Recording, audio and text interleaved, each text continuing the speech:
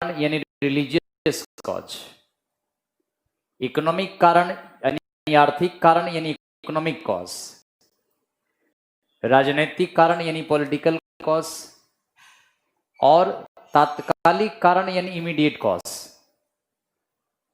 यानी ये 5 मुख्य कारण थे 1857 की क्रांति के प्रमुख कारणों में, कॉजेज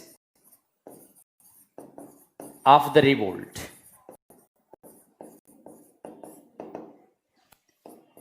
पहला हम पॉलिटिकल कॉज देख लेते हैं।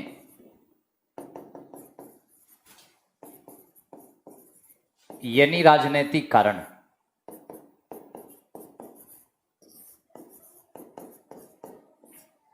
अठारह का प्रमुख कारण पॉलिटिकल कॉज था, राजनीतिक कारण था।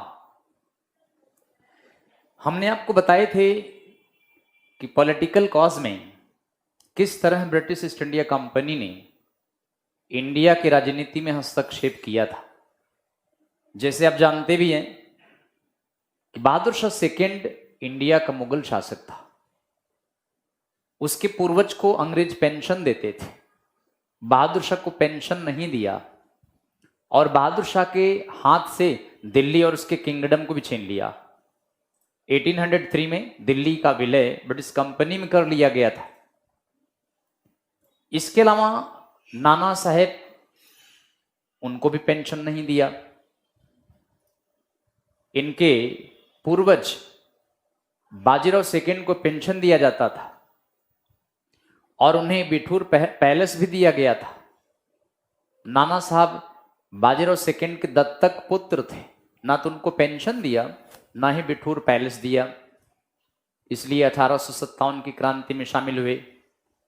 इसी तरह बेगम ऑफ हजरत महल, बेगम अवध की बेगम, 1857 की क्रांति में लखनऊ से भाग लिया था। आप जानते ही हैं 1856 में डलहौजी ने अवध राज्य को कुशासन के आरोप में ब्रिटिश कंपनी में मिला लिया था।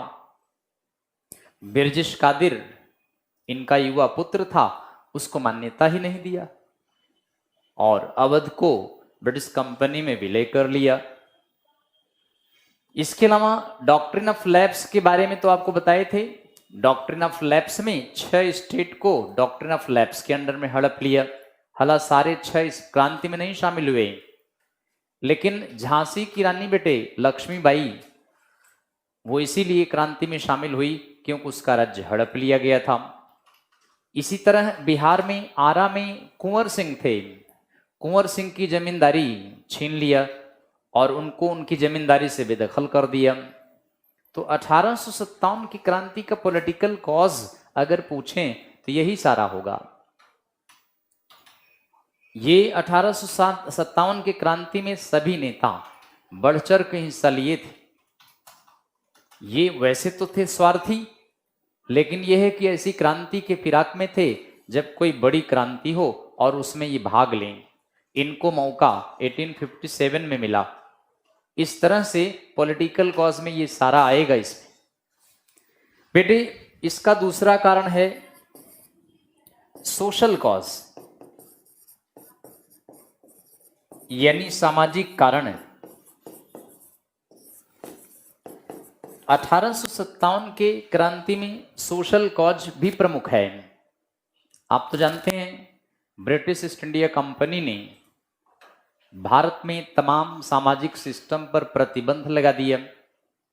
कट्टर हिंदू इसमें नाराज हो गए इससे। 1829 में सती प्रथा पर प्रतिबंध लगा दिया। ये इंडियन सोसाइटी में जो कट्टर हिंदू थे वे देख रहे थे कि अंग्रेज इंडिया में आके हमारे ही समाज में डिस्टर्ब कर रहे हैं, इंटरफेयर कर रहे हैं। इसलिए 1857 की क्रांति में वे हिंदू बढ़ चढ़कर भाग लिए जिन्होंने देखा कि हमें हमारे सोसाइटी में अंग्रेज आके डिस्टर्ब कर रहे हैं। इसी तरह आप देखिए विडो रीमैरिज कानून को भी पास कर दिया गया था डलहौजी के द्वारा, window remarriage act. Sonu Yadav sir, आज मैं पहले दिन लाइव आया हूं, आप अच्छा पढ़ाते हैं, थैंक यू भाई सोनू यादव। तो ये 1857 की क्रांति के बारे में कारण बता रहे हैं सोनू। पहला है पॉलिटिकल कॉज, दूसरा है सोशल कॉज। जैसा कि आप जानते हैं समाज में अंग्रेजों ने आके काफी डिस्टर्ब किया। 1829 में कानून बना दिया सती प्रथा के खिलाफ कि जो भी पुरुष या जो भी व्यक्ति सती होने पर महिलाओं को बाध्य करेगा उसके खिलाफ एक्शन लिया जाएगा। हालांकि बेटे वैसे ये अच्छा कानून था, ये बढ़िया कानून था। सती एक समाज में कुरीति थी, अच्छी रीति थोड़ी थी। बट ये कि अंग्रेज आकर के हमारी इस पुरानी परंपरा में हस्तक्षेप कर रहे थे, इससे जो हिंदू सोसाइटी में कट्टर हिंदू थे उनको बुरा लगा। तो ऐसे हमने आपको बताया डलहौजी ने विधवा पुनर्विवाह के लिए कानून बना दिया। 1856 में विधवा पुनर्विवाह के लिए कानून बना दिया। इससे पहले कोई कानून नहीं था। विधवाओं को प्रताड़ित किया जाता था, समाज से बाइकआउट किया जाता था। ये सारी बातें हैं बेटे। दयानंद कुमार शर्मा सर जी नमस्कार। तो इस तरह से सोसाइटी को डिस्टर्ब किया इन्होंने। और इसीलिए बेटे देखिए एक बात और बताएंगे, सोसाइटी में ब्रिटिश ईस्ट इंडिया कंपनी अंग्रेजों को प्रोत्साहित करती थी कि वे हिंदू या इंडियन महिलाओं से शादी करें जिससे कि उनकी संतान क्रिश्चियन हो, यानी एक दिन सोसाइटी को क्रिश्चियन सोसाइटी में कन्वर्ट कर दो, यह भी इनका उद्देश्य था। तो इस तरह से बेटे हर तरह से सामाजिक शोषण किया। हालांकि वैसे कुछ काम इन्होंने अच्छा किया अंग्रेजों ने, लेकिन यह है कि जो कट्टर हिंदू थे उनको ये बातें बर्दाश्त नहीं थी बेटे। सत्येंद्र सिंह सर जो पीडीएफ नोट्स है उसी में सारे क्वेश्चन आ जाएंगे। बिल्कुल बेटे पीडीएफ नोट्स आप पढ़ लीजिए, काफी क्वेश्चन सारे क्वेश्चन कवर हो जाएंगे उसमें। हाँ यह यूपीएससी के लिए थोड़ा सा एक्स्ट्रा पढ़ना पड़ेगा एनसीईआरटी बुक्स, क्योंकि आप यूपीएससी अगर देंगे पीसीएस देंगे तो थोड़ा सा उसमें जो कॉन्सेप्ट वाले क्वेश्चंस आते हैं उसके लिए आप एनसीईआरटी पढ़ना पड़ेगा। तो हमने दो कारण आपको बताए हैं, पॉलिटिकल कॉज, सोशल कॉज। अब आप देखिए तीसरा एक कारण, थर्ड कॉज, तीसरा कारण है बेटे रिलीजियस कॉज, यानी धार्मिक कारण। ये 1857 का तीसरा प्रमुख कारण था। आप तो जानते हैं ब्रिटिश ईस्ट इंडिया कंपनी या अंग्रेज ईसाई थे। वे हिंदू मुस्लिम समाज के अन्य तबके के लोगों को ईसाई बनाना चाहते थे। इसलिए इंडियन सोसाइटी में क्रिश्चियनिटी फैलाने के लिए ब्रिटेन से ईसाई मिशनरी बुलाते थे। इंडिया में उस समय यानी 1857 की क्रांति के पहले, 1857 की क्रांति के बाद कई सारी क्रिश्चियन मिशनरीज इंडियन सोसाइटी को कन्वर्ट करने में लगी थी। इसीलिए कट्टर हिंदुओं ने देखा कि हमारे सोसाइटी को ब्रिटिश ईस्ट इंडिया कंपनी ईसाई सोसाइटी में कन्वर्ट कर रही है।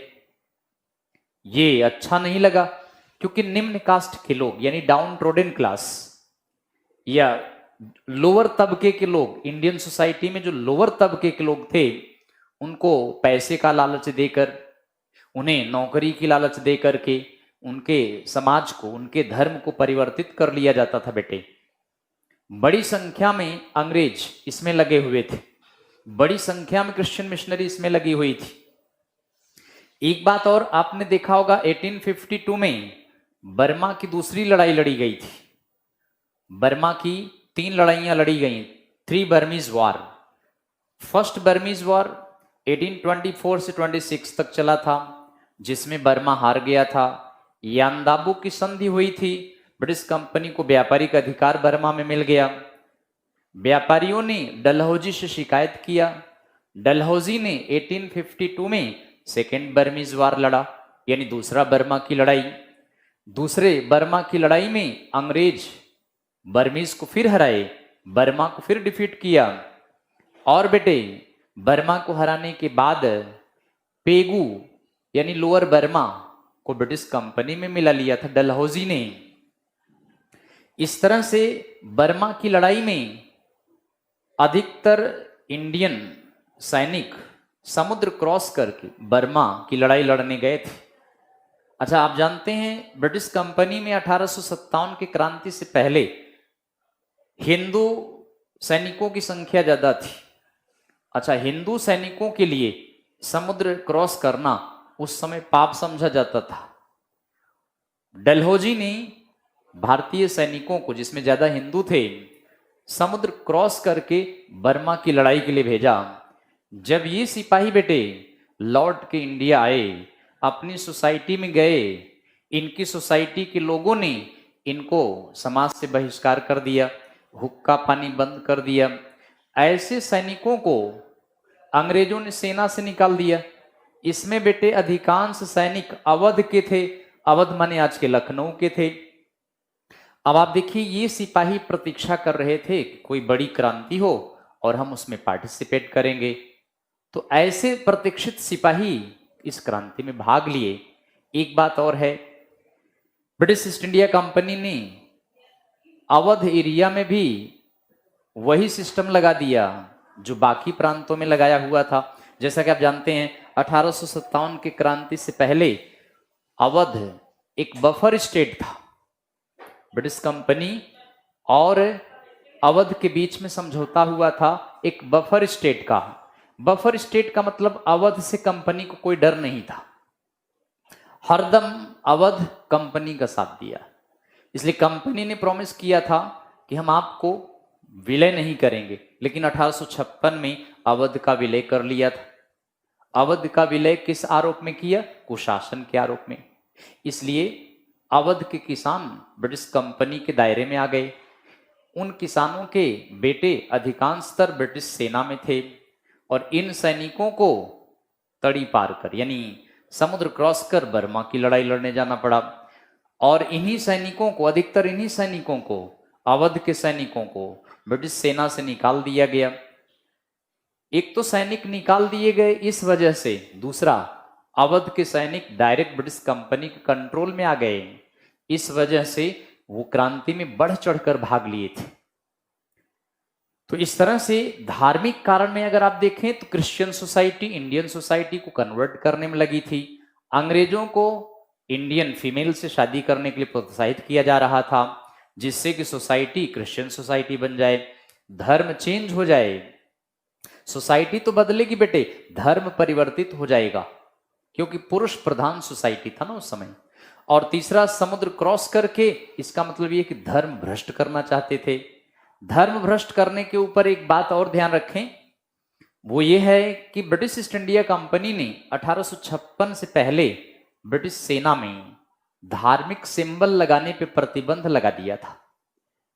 जैसे कोई तिलक लगाता था या लगाता है, कोई कान में बालियां पहनता है, कोई पगड़ी बांधता है, कोई हाथ में कड़े पहनता है। तो ब्रिटिश कंपनी ने कानून बनाया कि कोई भी अपने धार्मिक सिंबल ब्रिटिश सेना में नहीं लगाएगा। कारण क्या था कि अगर एक उस धर्म वाले व्यक्ति को पनिशमेंट दिया जाता था, मान लीजिए एक सरदार को सजा देने लगे, तो बाकी सरदार उसके सपोर्ट में सेना के अंदर विद्रोह कर देते थे। ऐसा कई दफा हुआ था। जैसे 1806 में 1806 में वेल्लोर में म्यूटिनी हुआ था। वो इसीलिए हुआ था क्योंकि उसमें धार्मिक सिंबल लगाने से मना कर दिया। जैसे कोई बड़ी बड़ी मूछें रखता है, कोई पगड़ी पहनता है, कोई कान में बालियां पहनता है, कोई तिलक धारी लगाता है, तिलक लगाता है, कोई भुजबंद पहनता है, कड़ा पहनता है। तो जब उसको पनिशमेंट देने लगते थे, तो उस समुदाय के, उस धर्म के बाकी सिपाही जो कंपनी की सेना में होते थे बेटे, वो विद्रोह कर देते थे, उसका साथ दे देते थे। सर जी, आप सभी पॉइंट लिखा दिया करो, आपसे नोट्स बनाता हूं। अब बेटा लिखोगे तो बहुत लंबा टाइम लग जाएगा। ये लेक्चर 3-4 बार सुनो, सारे पॉइंट सुनो, याद हो जाएगा। कोई टफ पॉइंट नहीं है इसमें दिलीप, बहुत टफ पॉइंट नहीं है। केवल इसको सुनो, अपनी तरफ से इसको बनाओ, और कुछ पॉइंट जो मेन चीजें उसको नोट कर लो बस। विशोक राज कह रहे हैं गुड इवनिंग भाई। Arvind Kumar good afternoon.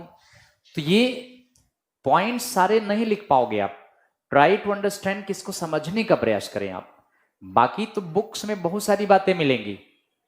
Dilip Kumar ji sir ठीक है बेटे, ऐसे करें, रेजिमेंट के बारे में विस्तार से समझाएं सर। ब्रिटिश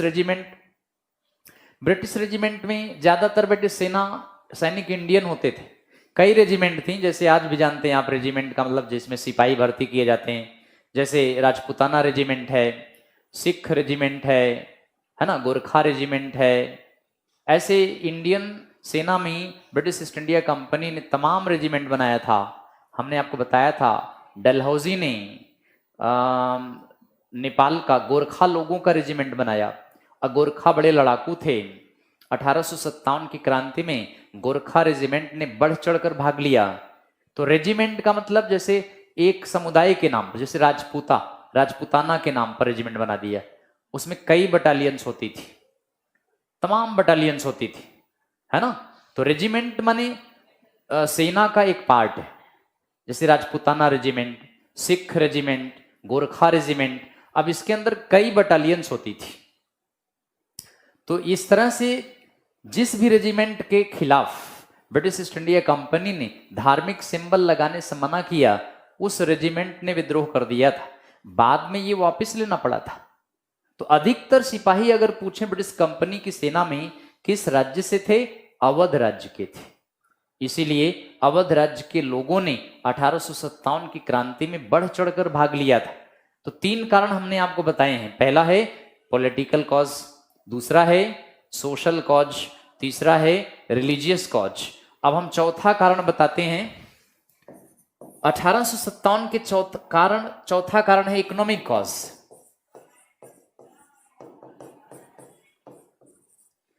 यानी आर्थिक कारण। 1857 के क्रांति का आर्थिक कारण है। सबूर मलिक सर, लॉर्ड कैनिंग कब होगा? बेटे ये लॉर्ड कैनिंग ही चल रहा है सबूर जी, ये लॉर्ड कैनिंग का ही शासनकाल था। 1857 का रिवोल्ट लॉर्ड कैनिंग के समय में ही हुआ था। अजित कुमार सिंह मंगल पांडे सर, बिल्कुल आगे अभी बताएंगे, अभी कारण बता दे, तब अभी कारण बता दें फिर उसके बाद।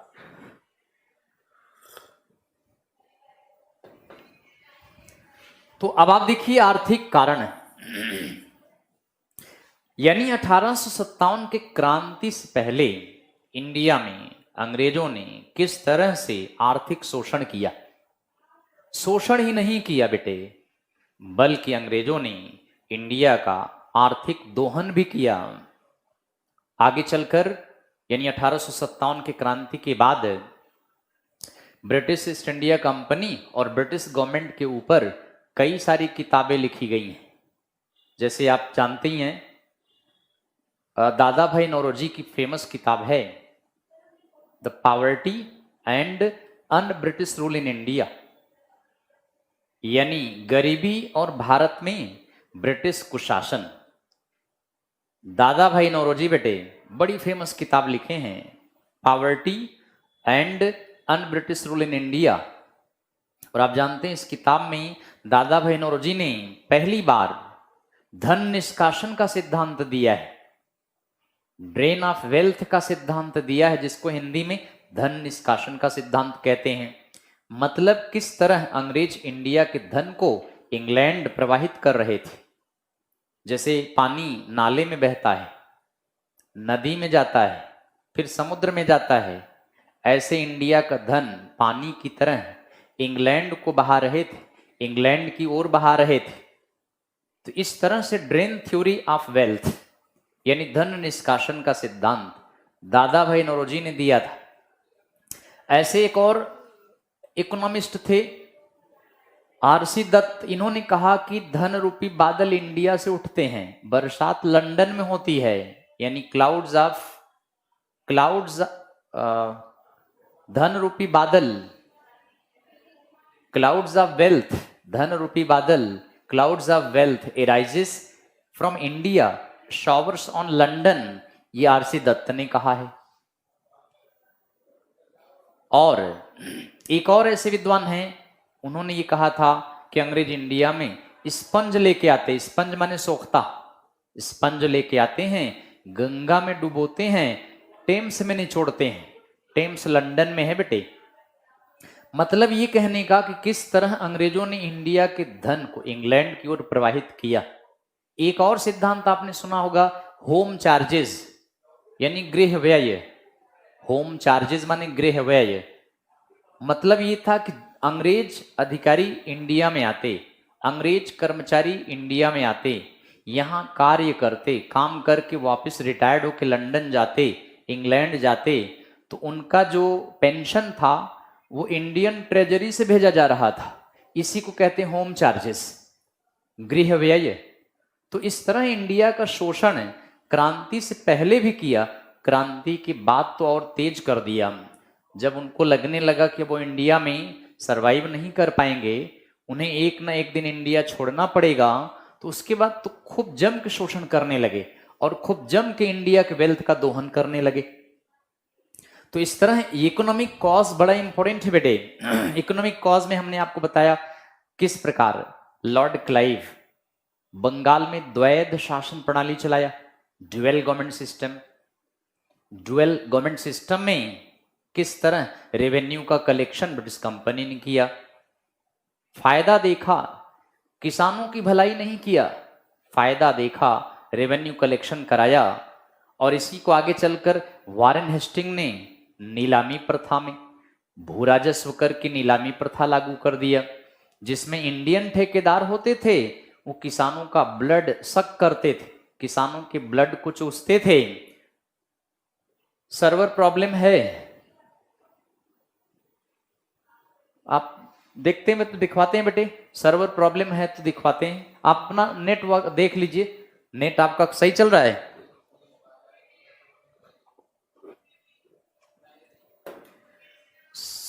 सबूर मलिक आज डिस्टर्ब सर, नोट्स हिंदी में है। बिल्कुल हाँ अनमोल, हिंदी में है नोट्स बेटे। आप बताएं, अब सही चल रहा है? सबूर मलिक जी बताएं। ओके ठीक है अनमोल, देख लीजिए आपका नेटवर्किंग प्रॉब्लम होगा, यहां तो ठीक चल रहा है सर्वर वगैरह। आप ज्यादा गड़बड़ हो तो रीस्टार्ट कर लीजिएगा। स्मूथली चल रहा है, ठीक है, सही है, ठीक है। अजीत कह रहे हैं ठीक चल रहा है सर, विश्व कह रहे हैं सही है। ओके, इंग्लिश में कब मिलेगा बेटे? इंग्लिश हिंदी हमने दोनों दे दिए हैं, सारे मिल जाएंगे। यस सर, ओके ठीक है बेटे। सौरभ बिल्कुल सब ठीक है, चलें आगे बढ़ते हैं। तो हमने आपको ये बताया कि ब्रिटिश कंपनी ने और ब्रिटिश गवर्नमेंट ने दोनों ने इंडिया के जम के शोषण किया है। तमाम सिस्टम ले आए जिसको हम बता चुके हैं आपको, द्वैध शासन प्रणाली, dual government system, bidding system यानी नीलामी प्रथा, उसके बाद permanent settlement of land tax revenue, इसमें भी खूब जम के शोषण किया गया। जमींदारों ने किसानों का हड्डी पसली तुड़वा दिया। और रैयतवारी सिस्टम थोड़ा ठीक ठाक था, लेकिन फिर भी किसान फ्रेंडली नहीं था, उसमें ग्राम प्रधान और ब्रिटिश कंपनी की फ्रेंडली के रूप में बनाया गया। इसी तरह बेटे महलवारी सिस्टम लाया गया। महलवारी सिस्टम भी वैसे ठीक नहीं था। यानी जो भी सिस्टम इंडिया में अंग्रेजों ने स्टार्ट किया, सारा अपने अकॉर्डिंग टू बनाया, किसानों के हद फायदे के लिए नहीं था। अनमोल इंग्लिश मीडियम वाला बिल्कुल इंग्लिश में है, हिंदी मीडियम में दो हैं, एक तो प्योर हिंदी में है और दूसरा बायोलिंगुअल है, बट इंग्लिश मीडियम वाला प्योर इंग्लिश में है। वो हम आपको बता देंगे। तीन दिए हैं पीडीएफ, एक तो प्योर हिंदी में है जो पूरा नहीं है, और दूसरा हमने जो दिया है वो बायलिंगुअल है, हिंदी इंग्लिश दोनों में है। तीसरा हमने दिया है प्योर इंग्लिश में है। तो देख लेना, आपका जो जैसा रिक्वायर्ड हो वैसा कर लेना। तो 1857 के आर्थिक कारण में ये तमाम बातें हमने आपको बता दिए हैं। और इसके बाद तो आप जानते ही हैं, ब्रिटेन में औद्योगिक क्रांति हुआ था, इंडस्ट्रियल रिवोल्यूशन इंग्लैंड में हुआ। और औद्योगिक क्रांति के बाद मशीन की बनी गुड्स इंडिया में लाने लगे। और हैंड से बनने वाली, हाथ की बनी वस्तुएं इंडिया में बर्बाद हो गई, चौपट हो गई। आप जानते हैं कि इंडियन इकोनॉमी में बोन बोन माने रीढ़ की हड्डी का काम करती थी इंडियन हैंडीक्राफ्ट्स, भारतीय हस्तकला, भारतीय हथकरघा। ये सिस्टम इंडियन इकोनॉमी में बैकबोन का काम करती थी। लेकिन इंग्लैंड में औद्योगिक क्रांति के बाद मशीन की बनी वस्तुओं ने इंडियन हैंडीक्राफ्ट को बर्बाद कर दिया। अच्छा, अंग्रेजों ने इंडिया में डबल मार किया, कच्चा माल यहां से सस्ते में ले गए, इंग्लैंड में औद्योगिक क्रांति के बाद मशीनों से बना के वस्तुएं ले आए और उन वस्तुओं को महंगे में बेचा। अच्छा, ये इंडस्ट्रियल रिवोल्यूशन इंडिया में नहीं हुआ था। इंडिया इंडस्ट्रियल रिवोल्यूशन का एक बहुत बड़ा मार्केट था। इंडस्ट्रियल रिवोल्यूशन के बाद इंडिया को अंग्रेजों ने टारगेट किया, बड़ी संख्या में प्रोडक्ट को इंडिया में सप्लाई किया। इंडिया में जब मशीन मेड्स गुड्स आने लगे तो इंडिया के जो हैंडीक्राफ्ट्स थे बेटे बर्बाद होने लगा, जो कि इंडियन इकोनॉमी का बैकबोन हो गया, बैकबोन हो गया था, एक टाइम में ऐसा था। दूसरा बेटा एक पॉइंट ये है कि बड़ी संख्या में बेरोजगारी बढ़ने लगी। इंडिया में औद्योगिक क्रांति करवाए होते, या इंडिया में औद्योगिक क्रांति होती, या अंग्रेज इंडिया में कुछ मशीन्स ले आके लगा देते तो रोजगारी भी बढ़ती। बट उनका मकसद ये नहीं था कि इंडियन को नौकरी देना, रोजगार देना, बल्कि उनका मकसद यही था कि इंडियन को गुलाम बनाना, इनको विदेशों में सप्लाई करना, उससे मुनाफा कमाना, प्लस अपनी इंडस्ट्रियल प्रोडक्शन इंग्लैंड के मैनचेस्टर और लंदन में लगवाना, प्रोडक्ट को इंडिया में ले आके यहाँ के आर्थिक व्यवस्था को डिस्टर्ब करना। तो इस तरह से किसान और हैंडीक्राफ्ट्स यानी शिल्पकार, दस्तकार, हथकरघा वाले या और भी जो सेल्फ एम्प्लॉयड थे वो बुरी तरह से बर्बाद हो गए। अच्छा, ये सारे कम्युनिटी या समुदाय के लोग ब्रिटिश ईस्ट इंडिया कंपनी के खिलाफ विद्रोह करने के लिए आतुर थे, लेकिन वो मौके की फिराक में थे, और जब 1857 की क्रांति में उनको मौका मिला तो वो उसमें बढ़ चढ़कर भाग लिए थे। तो आर्थिक दृष्टि से इंडिया का जबरदस्त शोषण हुआ है, और एक तरह से कहा जाए बिल्कुल बर्बाद कर दिया। केवल 1857 की क्रांति से पहले रेलवे में और शिपिंग कारपोरेशन में अंग्रेजों ने कुछ पैसे इंडिया में लगाए, बाकी सारा पैसा यहां से दोहन किया। सारे पीडीएफ बेटे मैंने दे दिए हैं, सबूर मलिक मैंने सारे दे दिए हैं। आप एक बार अमन सर से बात कर लेना, जो ना मिला हो, अमन सर को हमने सारे पीडीएफ दे दिए हैं, एंशिएंट, मेडिवल, मॉडर्न, तीनों दिए हुए हैं।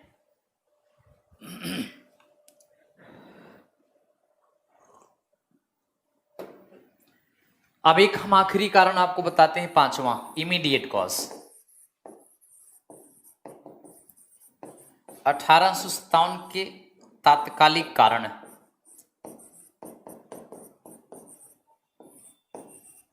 ये पांचवा और अंतिम कारण है बेटे, 1857 के विद्रोह का तात्कालिक कारण।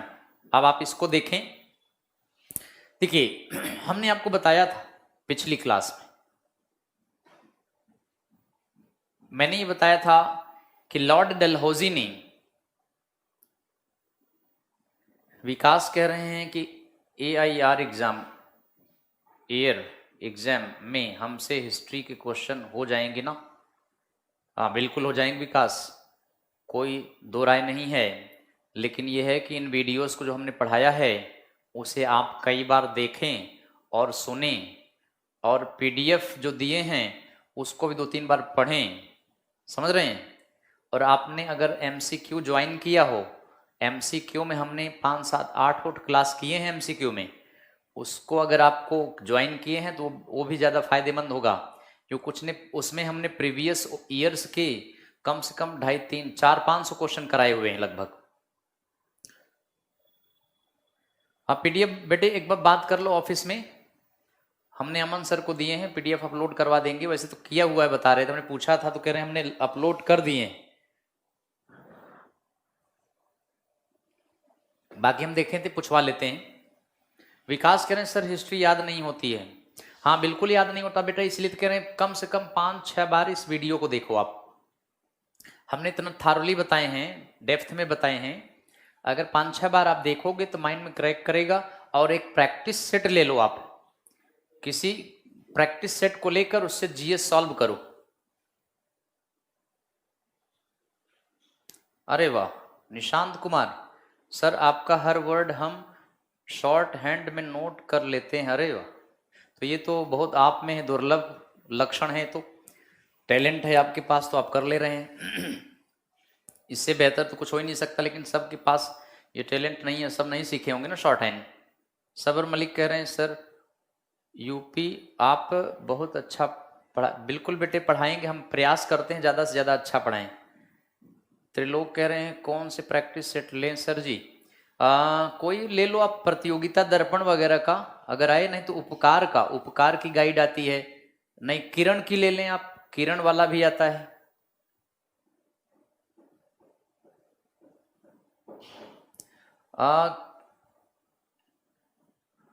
आपका पीडीएफ कैरियर विल ऐप का है डाउनलोड बॉक्स में, देख लो बेटे, मुझे पता नहीं इसके बारे में टेक्निकल पॉइंट। चलें आगे बढ़ते हैं, बिल्कुल सही कह रहे हैं। अब हम आपको इमीडिएट कॉज बताते हैं, तत्कालिक कारण आप देखें। 1856 में लॉर्ड डलहौजी ने नए गन का प्रयोग किया है। गन का नाम हमने आपको बताए थे, मैच लॉक गन या इनफील्ड राइफल्स भी कहा गया है।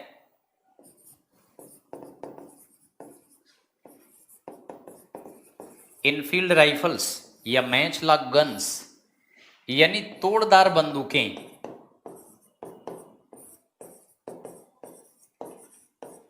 ये पहली बार इंडिया में 1856 में डलहौजी लाया था।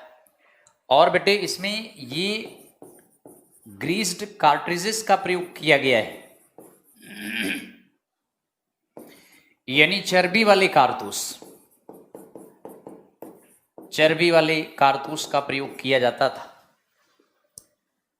मैंने बताया था आपको, ग्रीस कार्ट्रिजेस में, चर्बी वाले कारतूस में गाय सुअर के फैट्स के कैप बने होते थे, और उस फैट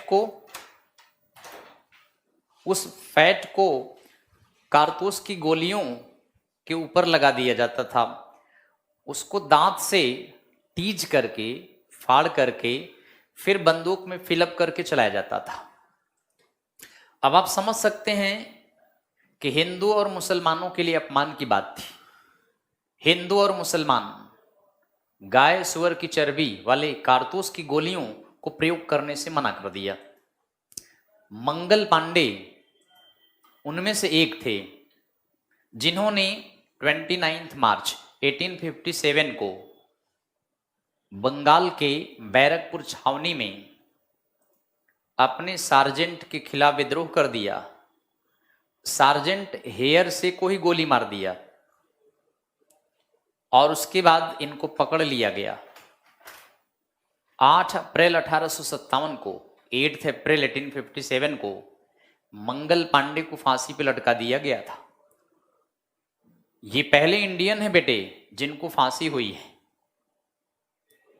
तो इस तरह से न केवल हिंदू बल्कि मुस्लिम सिपाहियों ने चर्बी वाले कारतूस के खिलाफ विद्रोह में शामिल हुए, भाग लिए, जगह जगह विद्रोह किए। ये इमीडिएट कॉज था इसका, यानी तात्कालिक कारण है। तो मंगल पांडे कौन सी बटालियन के थे? 29 मार्च 1857 को मंगल पांडे,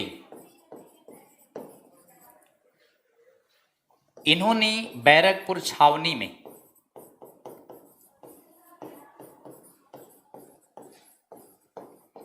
बंगाल में रिवोल्ट कर दिया।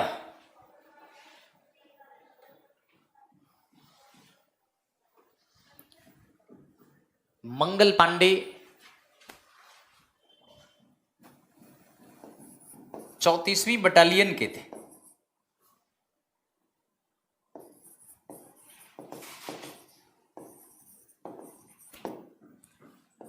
19th एनआई के थे, यानी रेजिमेंट ये था, इस रेजिमेंट के थे। और एनआई का मतलब नेटिव इन्फेंट्री,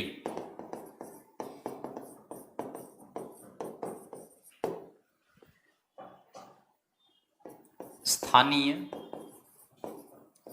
पैदल सेना। 19वीं एनआई के थे या 34वीं बटालियन रेजिमेंट के थे ये। तो 1857 की क्रांति में मंगल पांडे ने बंगाल के बैरकपुर छावनी में विद्रोह कर दिया। 34वीं रेजिमेंट या बटालियन के थे और 19वीं एनआई के सिपाही थे। इन्होंने हेयर से नामक अधिकारी, अपने अधिकारी हेयर से को गोली मार दिया। इन्हें पकड़ लिया गया और 8 अप्रैल को, इस डेट को 1857 को मंगल पांडे को फांसी हो गई थी।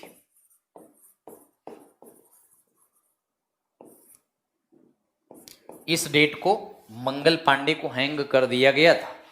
फर्स्ट इंडियन है बेटे जिनको फांसी की सजा हुई है।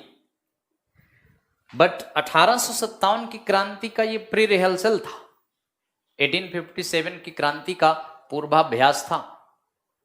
एक्चुअल क्रांति तो 10 मई 1857 को मेरठ कैंट से स्टार्ट हुआ, जिसमें यही चर्बी वाले कारतूस की घटना को लेकर मेरठ में सिपाहियों ने परेड के समय विद्रोह कर दिया।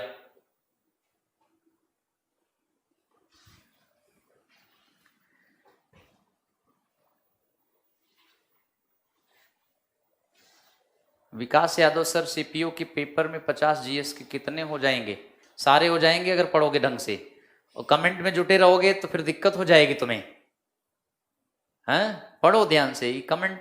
अब आशुतोष चौबे जी कह रहे हैं सर आप तो यूपीपी की तरह, उत्तर प्रदेश पुलिस की तरह हेयर कटिंग किए हैं। अब क्या करें बेटे, बहुत गर्मी पड़ रही है, हम तो बाल होना चाहते थे, गंजा होना चाहते थे। योगी विजय कह रहे हैं जय श्री राम, ये तो बहुत बढ़िया नारा है, यही पार लगाएंगे बेटे।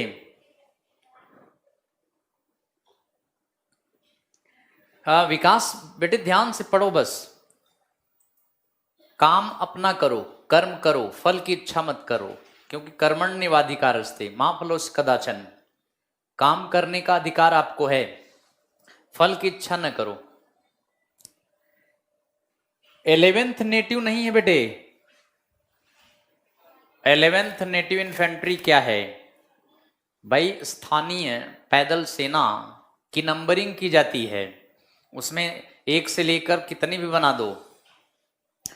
तो दयानंद कुमार कह रहे हैं 11th नेटिव इन्फेंट्री क्या है?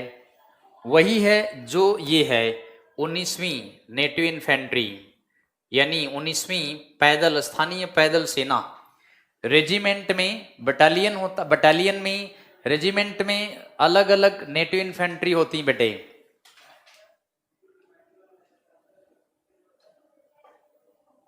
विकास कोई वीक नहीं होता है, काम पर फोकस करो, सब सही हो जाएगा।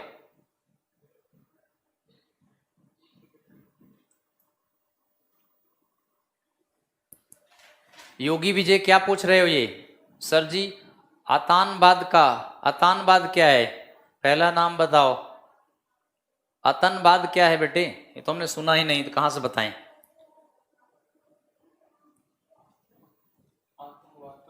हैं? पता नहीं, आतंकवाद तो नहीं लिखना चाह रहे हो? आतंकवाद लिखे हो, इलाहाबाद लिखे हो, क्या लिखे हो?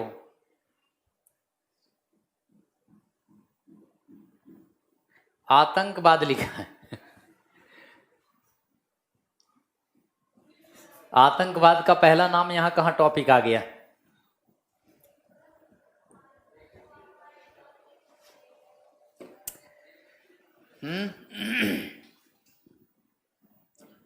विकास कह रहे हैं सर आप बहुत अच्छा मोटिवेटर हैं, थैंक यू बेटे। भाई योगी विजय, आतंकवाद ये सब कहाँ यहाँ प्रश्न पूछ रहे हो? जो टॉपिक है उससे भटका रहे हो आप।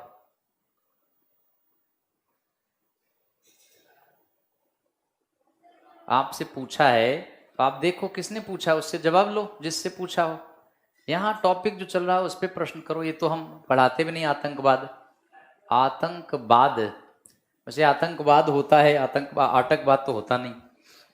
ये सब प्रश्न ना पूछो फालतू के, टॉपिक से रिलेटेड प्रश्न पूछो। 10 मई 1857 को रिवोल्ट स्टार्ट हो गया।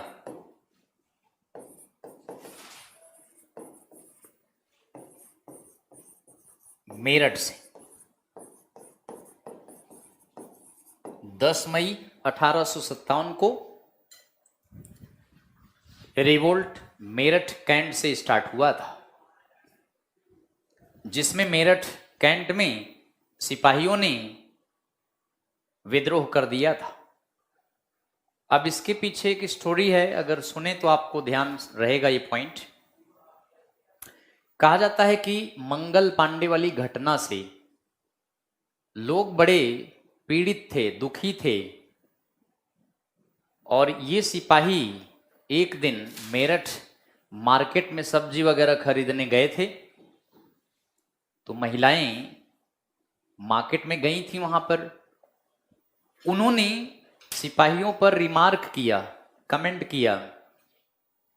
कमेंट वही मंगल पांडे वाली घटना को लेकर किया, बड़ा टॉन्ट किया कि बताइए आपका ही एक साथी मंगल पांडे को फांसी पर लटका दिया गया और आप सब हैं कि आप सब इसमें शामिल नहीं होते हैं।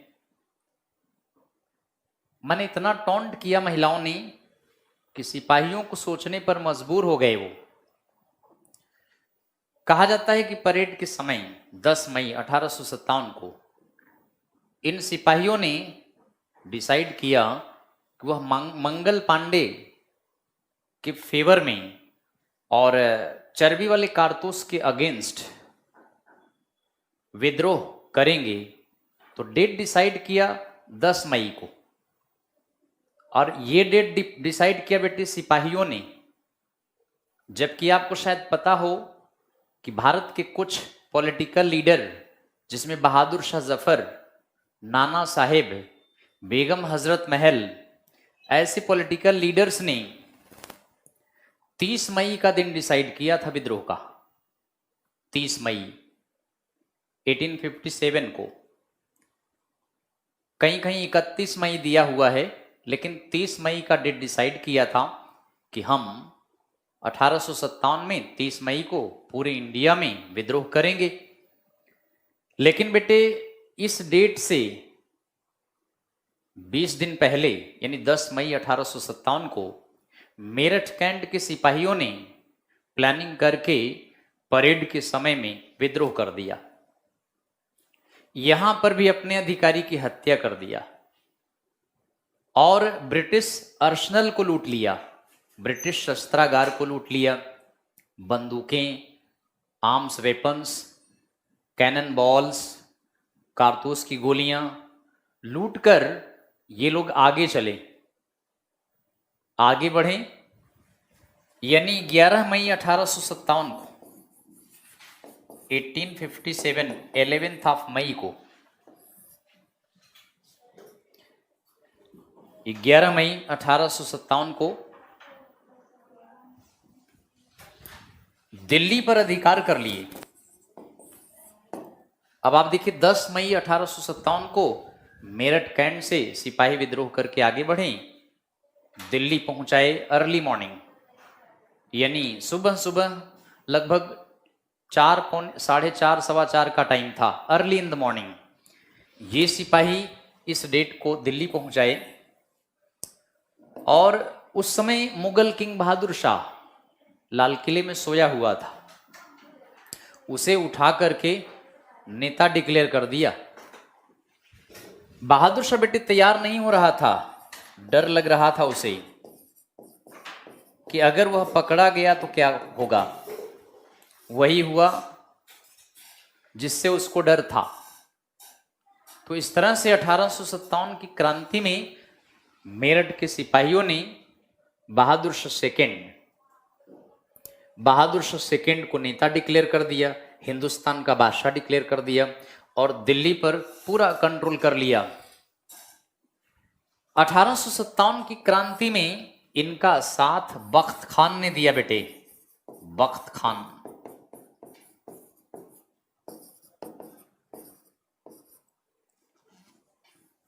इनका साथ बख्त खान ने दिया था।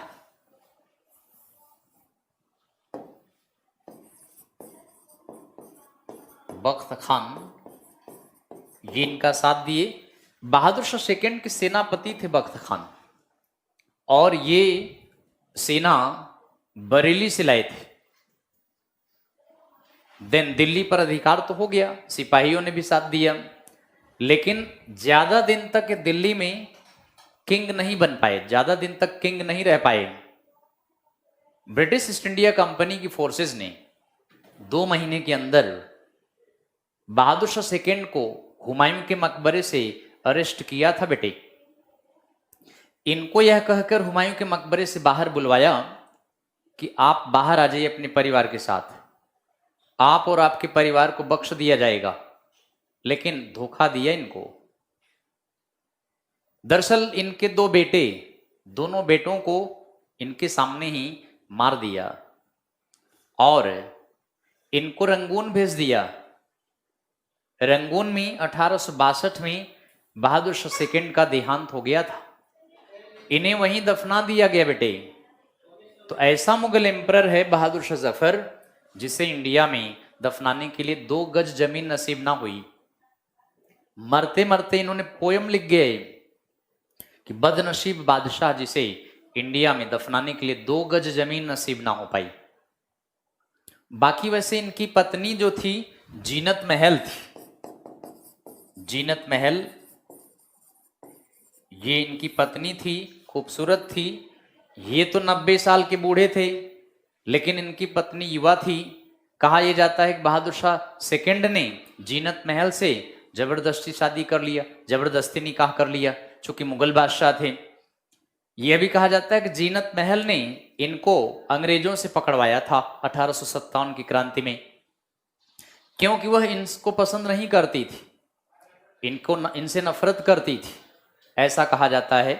बट जो भी रहा हो, जीनत महल इसमें 1857 की क्रांति में नहीं दिखी। शायद अंग्रेजों को बता दिया होगा कि यहां छुपे हुए हैं। तो इस तरह इनके 2 बेटों को, किनके 2 बेटों को, बहादुर शाह जफर के 2 बेटों को इनके सामने ही मार दिया, इनको रंगून भेज दिया। इस तरह से आखिरी मुगल एम्परर थे। इनके बाद इनकी कोई औलाद नहीं बची। मुगलों का लास्ट किंग, इसीलिए बहादुर शाह सेकंड को मानते हैं। और वैसे बेटे लास्ट मुगल एम्परर जिसके पास सत्ता थी शाह आलम सेकंड था, क्योंकि शाह आलम सेकंड के शासनकाल में 1803 में ब्रिटिश ईस्ट इंडिया कंपनी ने दिल्ली को ब्रिटिश कंपनी में मिला लिया था। इसलिए उसके बाद 2 मुगल एम्परर आए। उसके बाद 2 मुगल एम्परर आए और दोनों मुगल शासक जो थे वो नाम मात्र के हैं, जिसमें अकबर सेकंड, बहादुर शाह सेकंड नाम मात्र के थे। जीनत महल होगा बेटे, जीनत महल, ये है स्पेलिंग, टी होगा, एल नहीं। तो इस तरह से 1857 की क्रांति मेरठ कैंट से स्टार्ट हुई।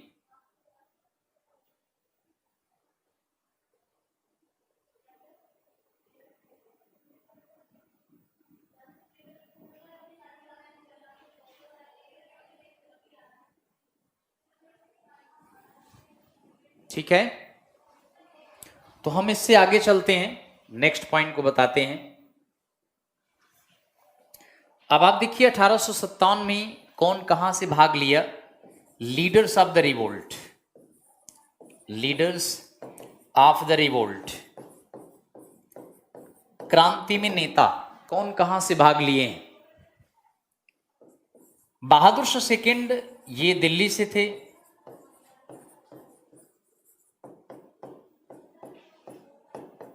दिल्ली से क्रांति में भाग लिए।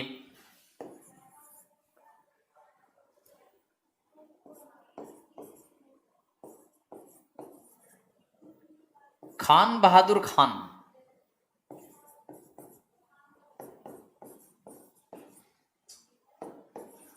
बरेली में थे ये क्रांति में, यहां से भाग लिए। कदम सिंह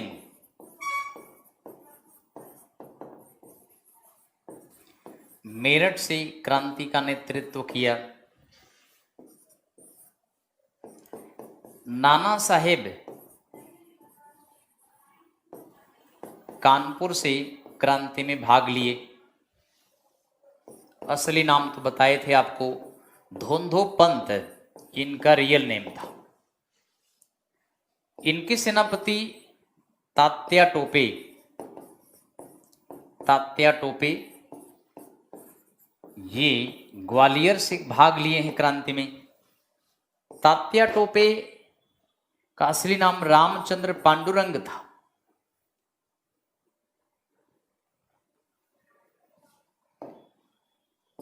रामचंद्र पांडुरंग ये इनका रियल नेम है।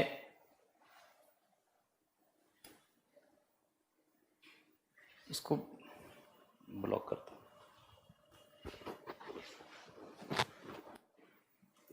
तो तात्या टोपे ग्वालियर से,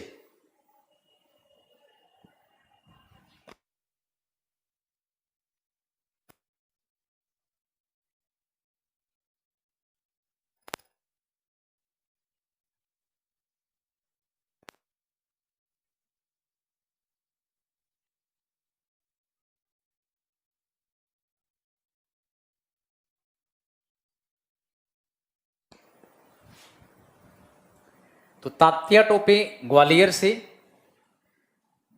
तात्या टोपे बेटे नाना साहब के सेनापति थे।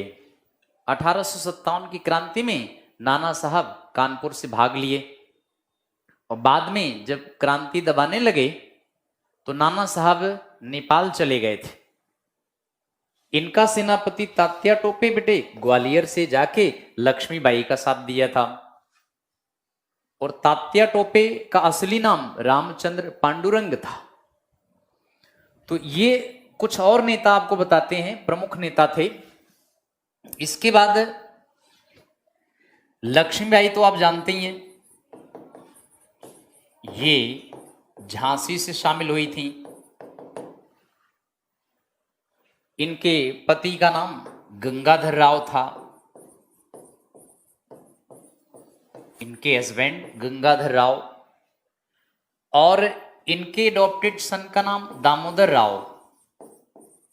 दामोदर राव एडॉप्टेड सन था, जिसे आनंद राव कहते थे। आनंद राव इनका असली नाम था। बिल्कुल झांसी ग्वालियर, ग्वालियर में भी थी, लेकिन ग्वालियर के अंदर ही, ये झांसी के अंडर में ही था, आसपास एरिया है। अगर आपसे ग्वालियर में पूछे बेटे तो ग्वालियर में तात्या टोपे लगाए। तो लक्ष्मीबाई के पति गंगाधर राव का देहांत हो गया तो दामोदर राव को गोद ले लिया। दामोदर राव का असली नाम आनंद राव। आनंद राव गंगाधर राव के बड़े भाई का बेटा था। इसके अलावा बेगम हजरत महल,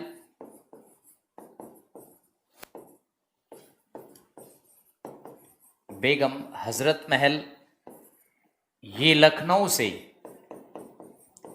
लखनऊ को अवध भी कहते हैं, तो अवध से बेगम हजरत महल। कुंवर सिंह ये बेटे आरा से थे, बिहार में। आरा के पास जगदीशपुर है, जगदीशपुर के जमींदार थे। तो जब इनकी जमींदारी छिन गई 1857 की क्रांति में, आरा से भाग लिए थे। और इसके अलावा लियाकत अली, लियाकत अली ये इलाहाबाद से 1857 की क्रांति में इलाहाबाद से भाग लिए। लियाकत अली, एक बात और बताएंगे, लियाकत अली पाकिस्तान के पहले प्राइम मिनिस्टर भी थे। तो ये वो नहीं हैं, वो अलग हैं, ये अलग हैं। तो लियाकत अली 1857 की क्रांति में बेटे इलाहाबाद से भाग लिए थे। इनके अलावा राव तुलाराम ये 1857 की क्रांति में महेंद्रगढ़ से भाग लिए थे। महेंद्रगढ़, रेवाड़ी भी लिख सकते हैं, यही एरिया है हरियाणा में। यहां से बढ़ चढ़कर भाग लिए राव तुलाराम, इनका भी बड़ा योगदान था। मणिराम सिंह बरुआ, मणिराम सिंह दत्त भी कहा जाता है, या इनको मणिराम सिंह बरुआ भी कहा जाता है बेटे। ये असम से क्रांति में भाग लिए थे। नॉर्थ ईस्ट में एक प्रमुख नेता थे मणिराम सिंह दत्त, 1857 की क्रांति में भाग लिए थे।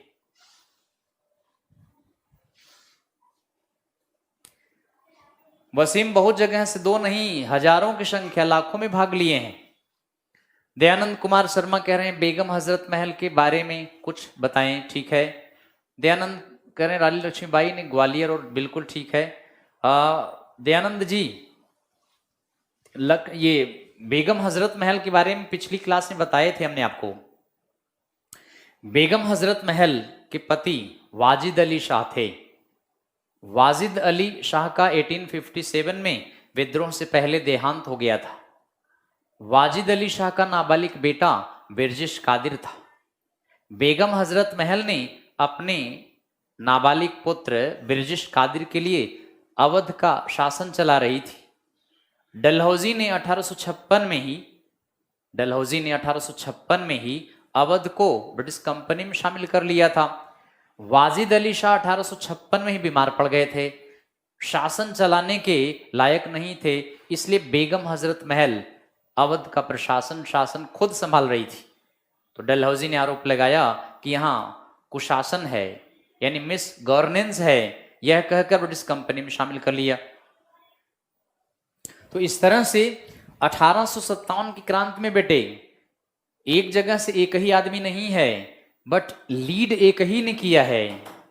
और बाकी जैसे मान लीजिए एक जिला है, जिले में एक प्रमुख नेता होता था, इसके साथ साथ जैसे गांव लेवल में, ब्लॉक लेवल में तमाम नेता होते थे, सब लीड करते थे, अपने सेंट्रल लीडर को लीड करते थे।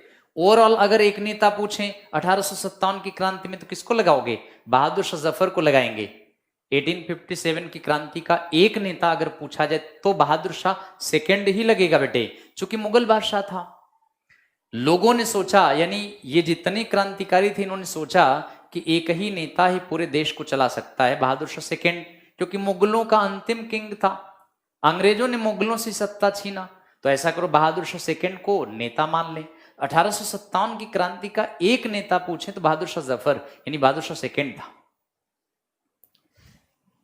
लियाकत अली खान इलाहाबाद के थे बेटे, बनारस भी इनके अंडर में था, और बनारस भी इनके अंडर में था। मतलब एक जिला, ओवरऑल मैं बता रहा हूं, एक लीडर कई बड़े एरिया का होता था, छोटे मोटे एरियाज में तमाम नेता होते थे।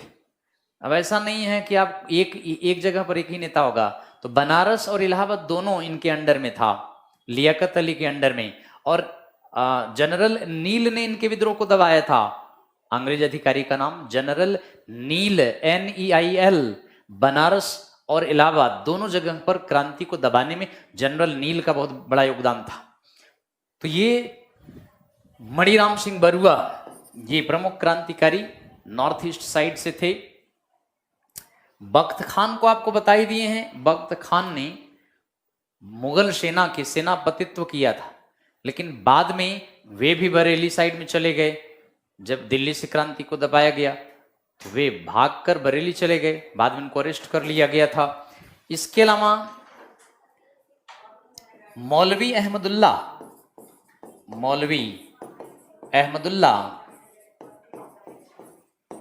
ये फैजाबाद से क्रांति में भाग लिए थे। 1857 की क्रांति में प्रमुख नेता यही हैं। इनके अलावा बहुत सारे नेता हैं, लेकिन 1857 की क्रांति फेल हो गई थी बेटे। अब हम आपको ये बताएंगे कि 1857 की क्रांति के असफल होने के कारण क्या हैं। जयप्रकाश इस समय Lord Canning British East India company का गवर्नर जनरल था, लॉर्ड कैनिंग। असम बेटे बाद में बना, लेकिन नॉर्थ ईस्ट में आज की डेट में उस तरफ से बंगाल में नहीं थी, पहले बंगाल कला था, ठीक है। असम 1905 में बना है, उससे पहले असम नहीं था, लेकिन इनका घर असम में ही आता है, तो असम तो बाद में बना 1905 में, ठीक है। बट नॉर्थ ईस्ट साइड में लीड इन्होंने किया है। तो 1857 की क्रांति की असफलता के कारण, causes of the decline, causes of the failure,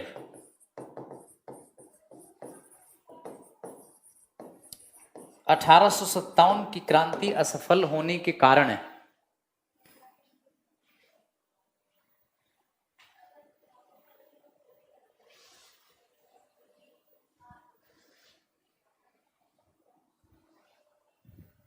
तो कॉजेज अगर आपसे पूछा जाए कि 1857 की क्रांति की असफलता के कारण क्या है, असफलता के कारण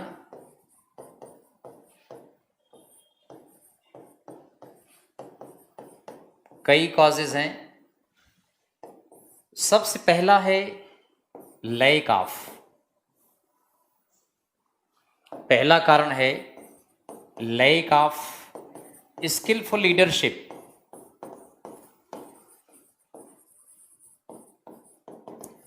यानी कुशल नेतृत्व का अभाव। 1857 की क्रांति में बेटे कोई कुशल नेता नहीं था। बहादुर शाह सेकेंड एक नेता पूरे इंडिया में कुशल नेतृत्व नहीं कर पाया, बूढ़ा हो गया था, शासन चलाने की क्षमता भी नहीं थी, स्वार्थी भी था ये। बहादुर शाह सेकेंड स्वार्थी थे, ये चाहते थे कि 1857 की क्रांति अगर सफल हो गई तो उनको पूरा हिंदुस्तान का मुगल बादशाह मान लिया जाएगा। तो इस तरह से कुशल नेतृत्व का अभाव। अब आप देखिए जितने भी नेता हैं, जैसे लक्ष्मीबाई भी हैं, उन्होंने टफ फाइट दिया था, बाकी जितने हैं लगभग कुशल नेतृत्व नहीं दे पाए। 1857 की क्रांति में अगर कोई कुशल नेता होता, पॉलिसी बनाने वाला नेता होता, प्लान्ड वे में लड़ाई लड़ता, 1857 की क्रांति में कुशल नेता न होने की वजह से प्लान्ड वे में यह क्रांति लड़ी नहीं गई। जबकि आप जानते हैं बहादुर शाह सेकेंड के साथ मिलकर कुछ नेताओं ने यह प्लान किया था कि 30 मई को हम रिवोल्ट करेंगे, लेकिन उससे पहले ही क्रांति हो गया। इसलिए कुशल नेतृत्व के अभाव के कारण अपने प्लान के हिसाब से लोग क्रांति में भाग नहीं ले पाए। तो इस तरह से कुशल नेतृत्व का अभाव एक प्रमुख कारण था। अगर नेता एक स्किल्ड हो, क्रांति को सफल बना सकते थे प्लानिंग वे में करके। दूसरा कारण प्रमुख है लैक ऑफ नेशनल फीलिंग,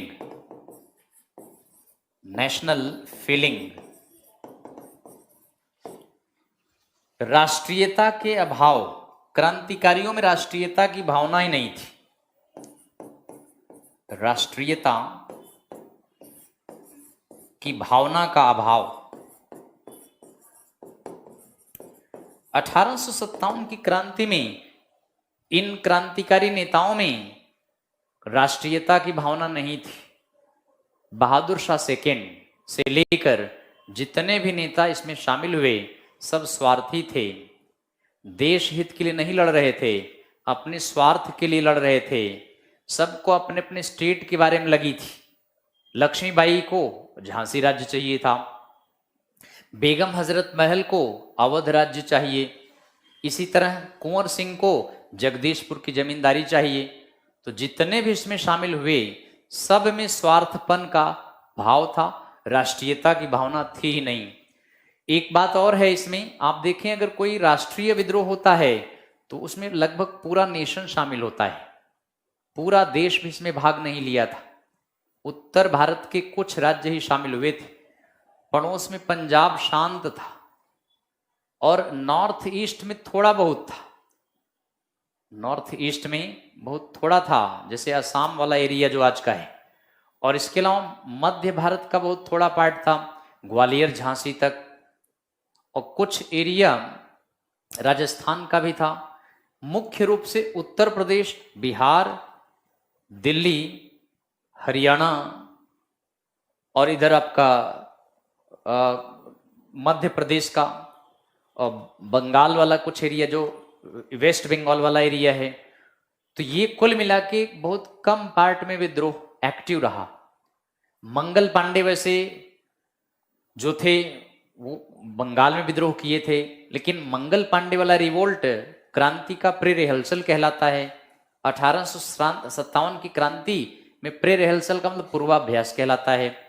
बाद में बंगाल में ब्रिटिश फोर्स काफी ताकतवर हो गई, आसानी से वहां पर कोई विद्रोह हुआ उसको दबा दिया।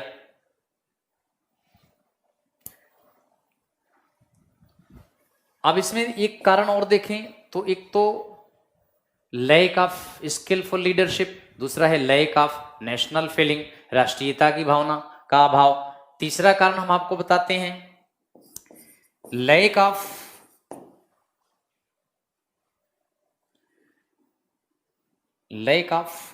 ऑर्गेनाइजेशन,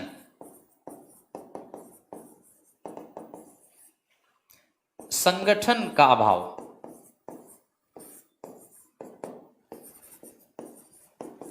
जहां भी क्रांति हुई वहां कोई संगठन नहीं था, बिना ऑर्गेनाइज्ड वे में लड़े, सब अपने अपने हिसाब से लड़े। यानी जैसे मान लीजिए सेंट्रल लेवल होता, फिर स्टेट लेवल होता, फिर उसके बाद डिस्ट्रिक्ट लेवल होता, फिर गांव लेवल होता, ये कोई ऑर्गेनाइज्ड वे में लड़े ही नहीं। तो lack of skill leadership, lack of national feeling, lack of organisation, और इसके अलावा 1857 की क्रांति में एक और प्रमुख कारण है असफलता का, lack of arms and weapons, arms and weapons, यानी हथियारों का अभाव।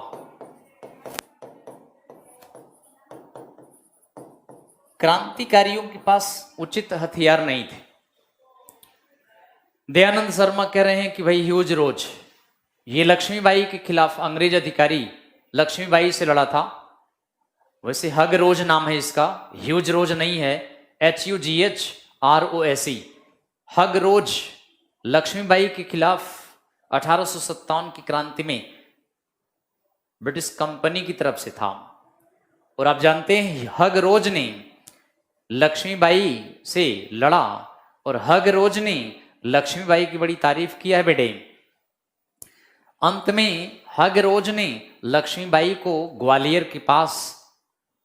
के पास लक्ष्मीबाई की हत्या भी कर दिया था। और लक्ष्मीबाई की समाधि वहीं फूल वाले बाग में है ग्वालियर में। तो हग रोज लक्ष्मीबाई के खिलाफ लड़ा था, अंग्रेज अधिकारी था, ये याद रखें। और दूसरी बात, एक आइलैंड था, उसका नाम था हग रोज, ये गोवा के पास, उसका नाम बदल करके अब इस आइलैंड का नाम लक्ष्मीबाई आइलैंड रखा गया है।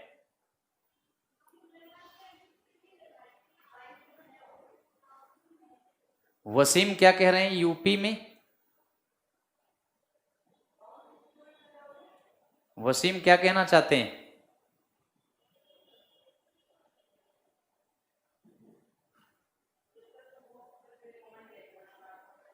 ठीक है Sonu, thank you. Jayprakash, lack of communication, बिल्कुल बता रहे हैं। वसीम भाई क्या कहना चाहते हैं? आप में राष्ट्रीयता की भावना है सर? मेरे में पूछ रहे हैं।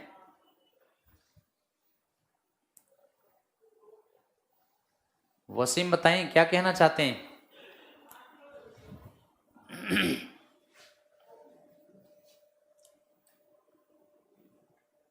हाँ, नेशनलिटी बताएं, किसमें नेशनलिटी,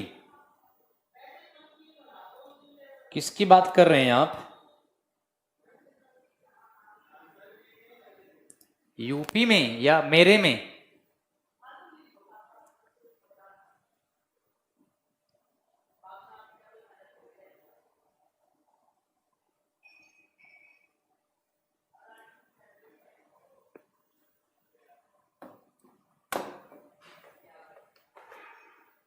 हाँ हाँ, उत्तर प्रदेश में राष्ट्रीयता की भावना, बेटे उत्तर प्रदेश में राष्ट्रीयता की भावना जनता में तो रही होगी, लेकिन नेताओं में राष्ट्रीयता की भावना नहीं थी, ये कह रहे हैं। अगर राष्ट्रीयता की भावना नेताओं में होती तो शायद इस तरह से 1857 की क्रांति असफल न होती। तो नेताओं में अभाव था।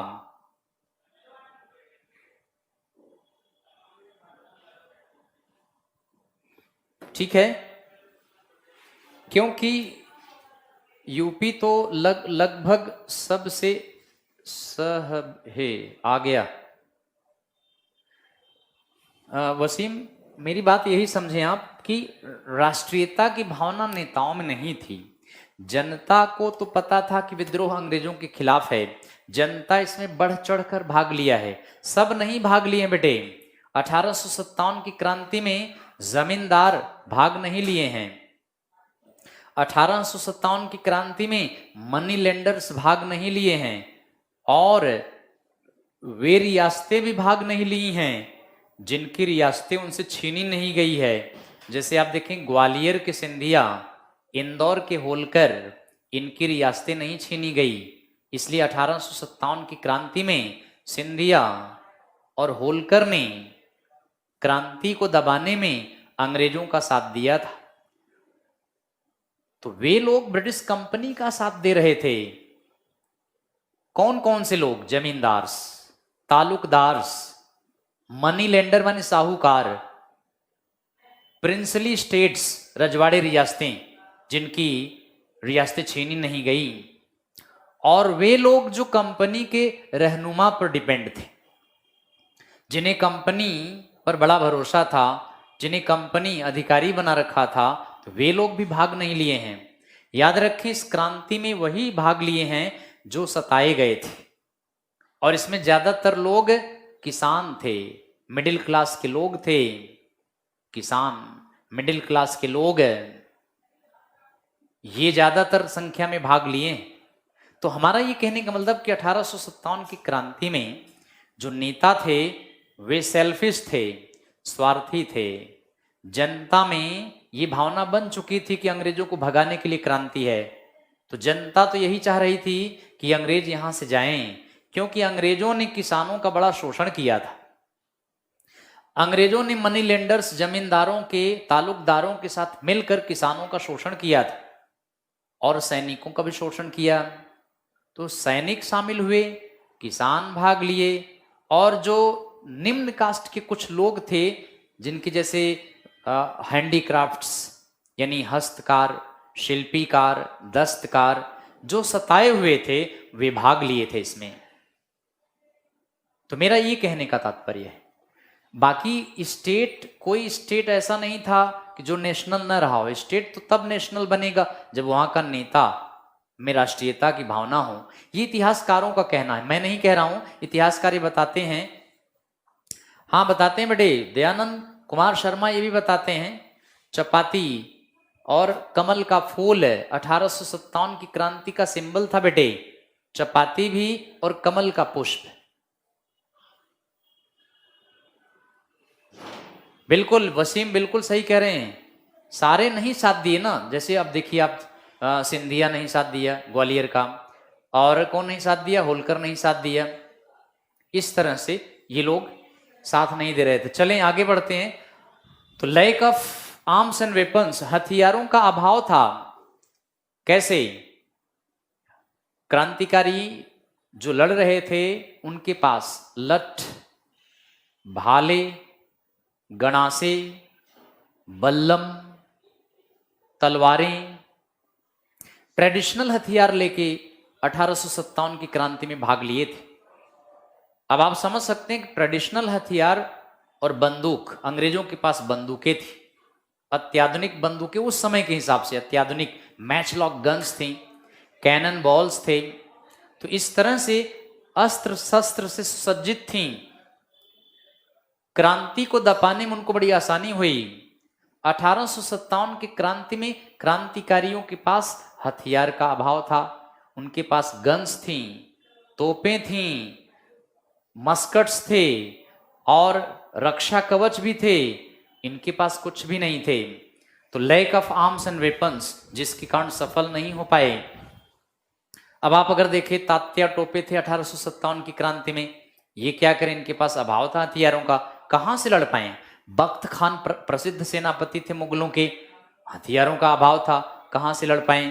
इसके अलावा एक और कारण है, वो आप देखें, 1857 की क्रांति की असफलता का एक और प्रमुख कारण है, और वो ये है कि princely states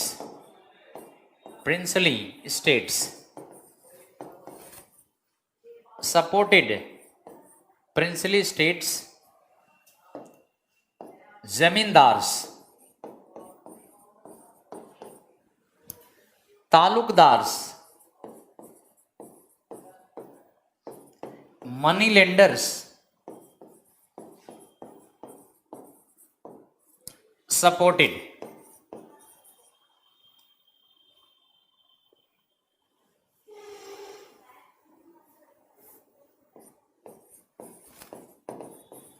British East India Company. यानी 1857 की क्रांति में रियासतें, जमींदार, तालुकदार, मनी लेंडर माने साहूकार, और ये सब ब्रिटिश कंपनी के में पूरी तरह सपोर्ट किया है। 1857 की क्रांति में इन्होंने खुलकर सामने आए, खुलकर सपोर्ट किया, इसलिए क्रांति को दबाना आसान हो गया। अगर ये कंपनी का साथ न देकर क्रांतिकारियों का साथ देते तो शायद इंडिया 1857 में ही फ्री हो जाता। ऐसा नहीं हुआ। इनका भी बहुत बड़ा योगदान है ब्रिटिश कंपनी को इंडिया में रखने के लिए। एक और देखें, lack of communication, lack of transportation and communication, transportation and communication,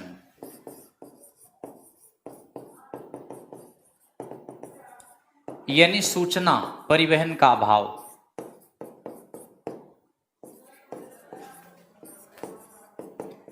अठारह की क्रांति में क्रांतिकारियों के पास सूचना परिवहन का अभाव था। सूचना परिवहन का अभाव था। 1857 की क्रांति में न तो क्रांतिकारियों के पास कम्युनिकेशन के लिए टेलीग्राम लाइन थी, और न ही परिवहन के लिए रेलवे ट्रेन थी, और न ही शिपिंग कारपोरेशन था। इस तरह से बेटे 1857 की क्रांति को दबाने में अंग्रेजों को बड़ी आसानी हुई। उनके पास ट्रांसपोर्टेशन भी था, बड़ी आसानी से उन्होंने सेना को एक जगह से दूसरी जगह भेजा। और दूसरी बात, उनके पास सूचना परिवहन के अलावा अत्याधुनिक हथियारों से लैस थे। और सबसे बड़ी चीज यही है कि इंडियन ने उनका साथ दिया, जिसकी वजह से 1857 की क्रांति सफल नहीं हो पाई।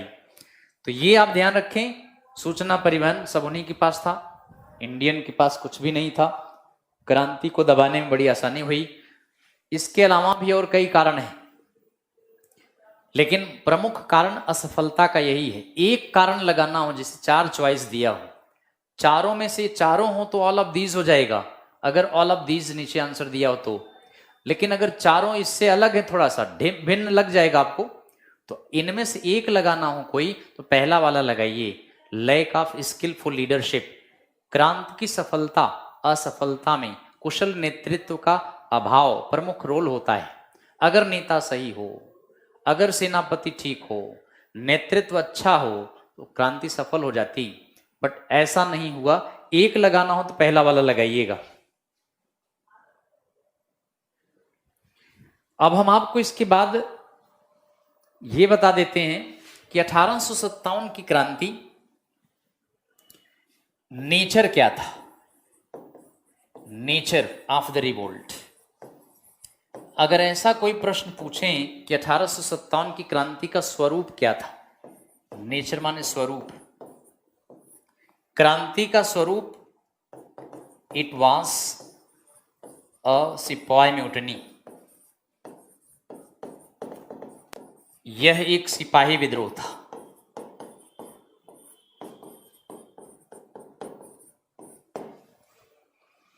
एटीन 1857 की क्रांति का स्वरूप अगर आपसे पूछें तो यह एक सिपाही विद्रोह था। बड़ी संख्या में सिपाहियों ने इसमें भाग लिया था। अधिकांश हिस्टोरियन का यही मानना है। ब्रिटिश और इंडियन हिस्टोरियन में अधिकांश स्तर का यही मानना है। कई दफा ये पूछा भी गया है। वीडी सावरकर कहते हैं कि it was the first war of independence.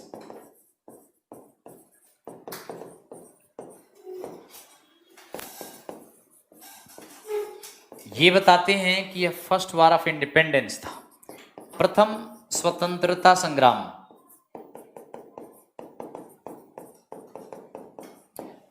अठारह की क्रांति को वीडी सावरकर ने प्रथम स्वतंत्रता संग्राम कहा है। वीडी सावरकर का पूरा नाम है बेटे विनायक दामोदर सावरकर। ये 1857 की क्रांति में नहीं थे, लेकिन वीडी सावरकर ने बाद में फ्रीडम स्ट्रगल में भाग लिया है और 1857 की क्रांति के बाद एक प्रमुख रोल इन्होंने प्ले किया है। इन्होंने बेटे एक बुक लिखा है 1857 की क्रांति पर। बुक का नाम है 1857 the war of independence, the first war of independence. Book का नाम है 1857 the first war of independence. इस बुक को इन्होंने इंडिया में प्रकाशित करवाकर लोगों में वितरित करना चाहा, लेकिन ब्रिटिश गवर्नमेंट ने बैन लगा दिया। इन्होंने इस बुक को बाहर यूरोप में ले गए, हॉलैंड ले गए, वहां से इस बुक को प्रकाशित करवाया था। ब्रिटिश गवर्नमेंट ने इसको बैन कर दिया था बुक को, वहां भी यहां भी। लेकिन इन्होंने ही यह कहा था कि यह 1857 की क्रांति इंडिया में प्रथम वार ऑफ इंडिपेंडेंस है। कई दफा पूछा गया है, इनका ओपिनियन पूछा जाता है। बाकी एक अंग्रेज इतिहासकार, उसने ये कहा था कि यह राष्ट्रीय विद्रोह था। नेशनल रिवोल्ट एक नहीं कई सारे हैं जिसमें ये कहा है कि it was a national revolt, यह एक राष्ट्रीय विद्रोह था।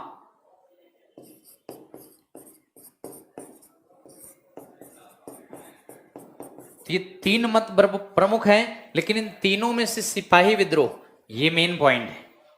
राष्ट्रीय विद्रोह भी कहा है, लेकिन तीनों में प्रमुख ओपिनियन पहला वाला लगाइए, फर्स्ट। और फर्स्ट में हमने आपको क्या बताया? सिपाही विद्रोह था, सिपाही म्यूटिनी था। तो 1857 की क्रांति असफल रही और ये सिपाही म्यूटिनी था। अब अगर ये पूछे कि 1857 की क्रांति का महत्व क्या था, सिग्निफिकेंस ऑफ द रिवोल्ट,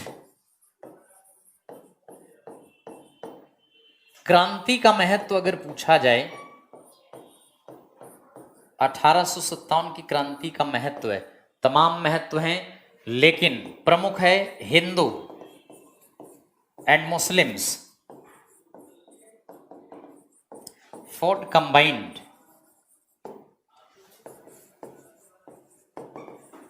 इस क्रांति का महत्वपूर्ण पहलू यही है।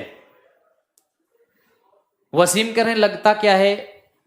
वसीम, मुझे तो यही लगता है कि ये फर्स्ट वार ऑफ इंडिपेंडेंस तो था, लेकिन इसमें पूरा इंडिया नहीं भाग लिया था।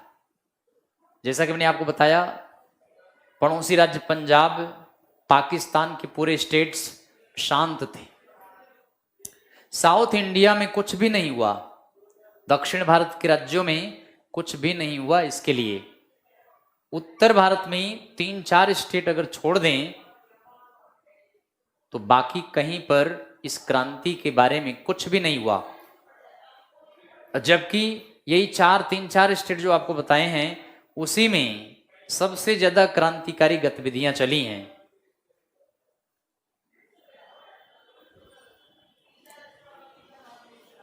तो बताएं, Hindu and Muslims fort combined. ये सबसे बड़ी बात है बेटे। अगर एक पॉइंट इसमें लगाना हो आंसर में कि क्रांति का महत्व तो क्या था, हिंदू मुस्लिम बढ़ चढ़कर भाग लिए। जहां हिंदू थे, जहां हिंदू नेता था, मुस्लिम्स ने बढ़ चढ़कर भाग लिया। जहां मुस्लिम लीडर था, हिंदुओं ने बढ़ चढ़कर भाग लिया।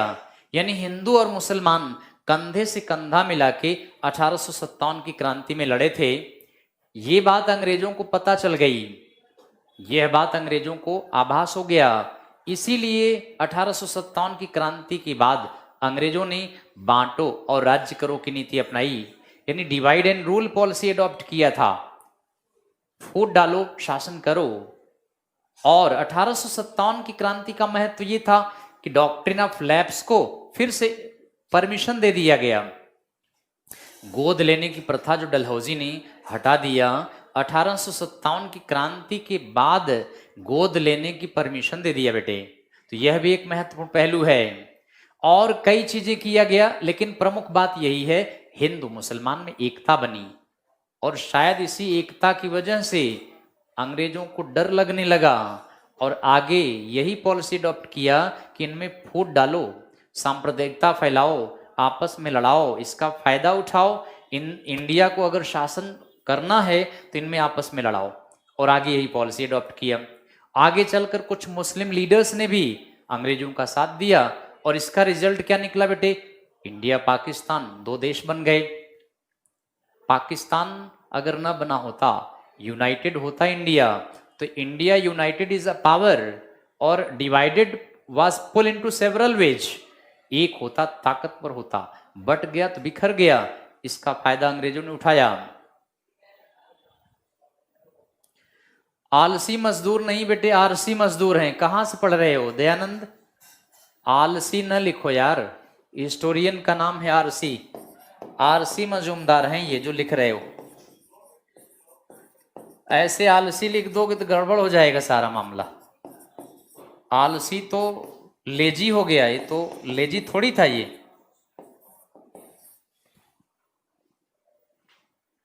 आलसी नहीं होगा। आरसी मजूमदार कथन स्वतंत्र संग्राम नहीं था, साथ ही साउथ इंडिया अछूत था। बिल्कुल ठीक है, यही तो बता रहे हैं।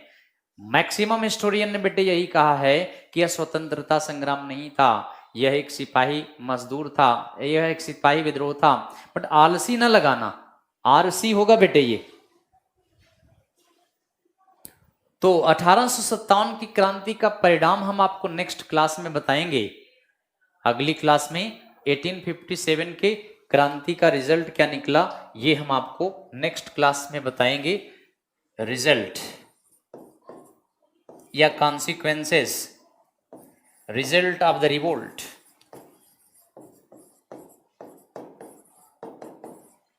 अठारह की क्रांति का परिणाम क्या निकला। बट ये बात ध्यान रखें, एक अभी बताए थे जो आपने, माने चपाती, ब्रेड